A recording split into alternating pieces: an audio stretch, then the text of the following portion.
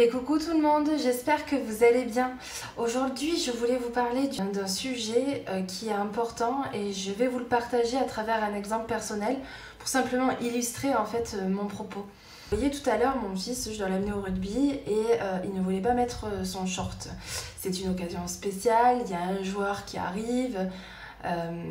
Et donc du coup, et pour le côté festif, le club a décidé que tous les enfants sont invités du coup à mettre la tenue spéciale de rugby.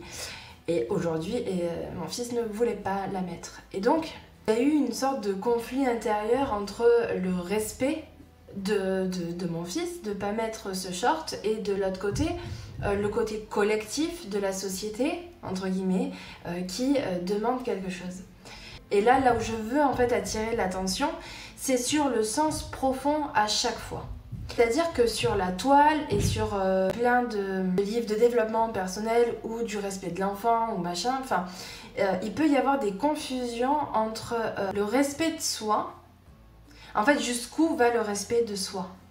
Alors oui, il faut toujours se respecter et respecter ses envies, mais il ne faut pas oublier le contexte et le fait qu'on vit dans un environnement avec des pseudo-contraintes en fait liées à cet environnement.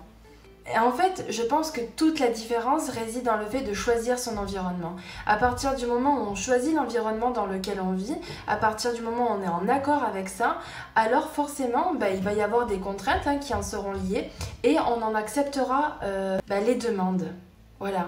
Et à partir de ce moment-là, oui, des fois ça ira un petit peu à l'encontre de ce qu'on souhaite, ça ira peut-être à l'encontre de nos envies sur l'instant T, mais encore une fois, comme nous faisons partie de cet environnement-là, alors on sera en accord avec ça. Et donc d'avoir ce discernement-là, de comprendre que là où réside cette subtilité, c'est dans le choix de l'environnement, alors on pourra prendre des décisions plus alignées avec soi, sans culpabilité et sans se poser des tas de questions. Voilà, ça sera beaucoup plus clair pour soi et dans les décisions, les actions qu'on va entreprendre. Voilà, j'espère que cette vidéo vous aura un petit peu inspiré, vous aura peut-être aidé, je sais pas. En tout cas, c'est très spontané de ma part et je voulais vraiment vous partager ça parce que je trouve que des fois, on peut se poser des tas de questions et en fait, là, dans le cas de mon fils, je me suis dit, mais non, en fait, non, on est ok, tu fais du rugby, c'est une fois, alors du coup, le discernement, il est juste.